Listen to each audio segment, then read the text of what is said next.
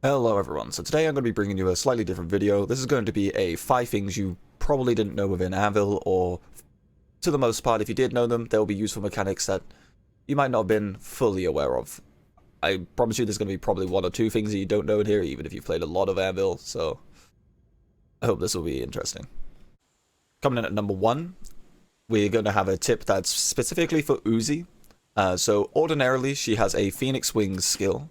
This is a okay skill, could be a little bit annoying trying to aim, but when you press the button, you'll travel in a forward path without much control over where you turn during this.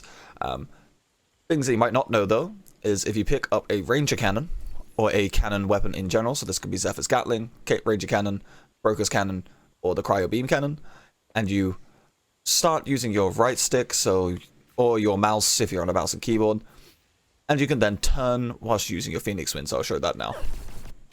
This can be useful, as it will allow you to really get stuck inside the hitbox of bosses and make sure all those pellets hit, and I'll show you now with mouse and keyboard. You keep your mouse close to your body, you start firing, you right click and you can turn. Tip number 2, this is going to be something I've covered in previous videos as well. This is going to be pertaining to self-damaging relics, being able to proc your other relics that require you to take damage, as well as self-damaging weapons within the game, like the the flamethrower or the venom caster on stuff like Toast. We'll be able to also proc these relics. So to show what I mean here, you can see I have 15% crit. We've got the Giant's Necklace and the Crit Defender. What this is going to do is we're going to use a skill. The Giant's Necklace is going to hurt us, and it's going to give us the Crit Defender stack. So we're going to go from 15 up to 25. So we're going to use our first pulse. You can see it's hurt us, the buff has become active, and now we have 25% crit.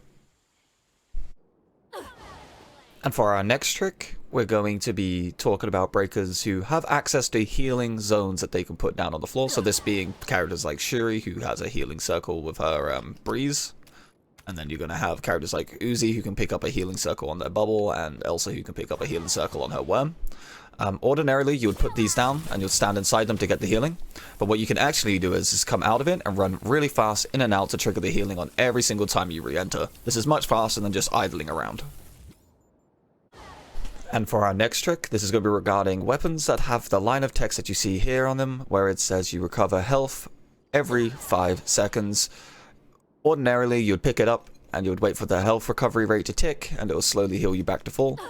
Or if it's on the floor and you have a weapon spare, you can spam click it and it will trigger the healing on every time you pick it up as well. And last but very much not least, the final tip I have today is regarding the status stat for increasing your damage to targets that are affected by status effects. This meaning this top one up here, where it says right now that we only have 50%. This stat reads wrong. The way it actually functions, it's going to increase your damage for each active status that is currently active on the target. So I'll show you here, I have only status effect target to give us that 50% that you saw, and only reactors, and a base standard rifle, so there's no polluting my numbers here. You can see our stats on the far left are only what we've got from the seasonal upgrade tree. We're going to come in, you're going to see that the standard rifle is going to be hitting relatively low. We're then going to apply our burn with our bullet slash, and then our other reactors, and you can see that damage number is going to be much, much higher suddenly. That's thanks to the extra 50% each status is going to be giving us.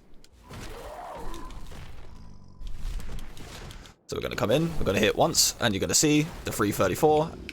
There's a little bit of higher number in there as well, but that's from the damage lumping system within the game. And now we're going to apply all of our statuses, and you can see that 334 is much, much higher now. A lot more than just a 50% increase. So anyway guys, thank you very much for watching. I hope this has been a little bit insightful, and maybe you've learned something that you probably didn't already know within the game. If you could like, comment, subscribe, as well as comment if there's anything that you may have known that other people might not know within the game, in case they stumble across the video, and it could be a learning curve for everybody. I'll be doing more videos in this vein in the future as well as just other guides and stuff that'll be coming out on the channel soon as well. Alright, thank you very much. See you later.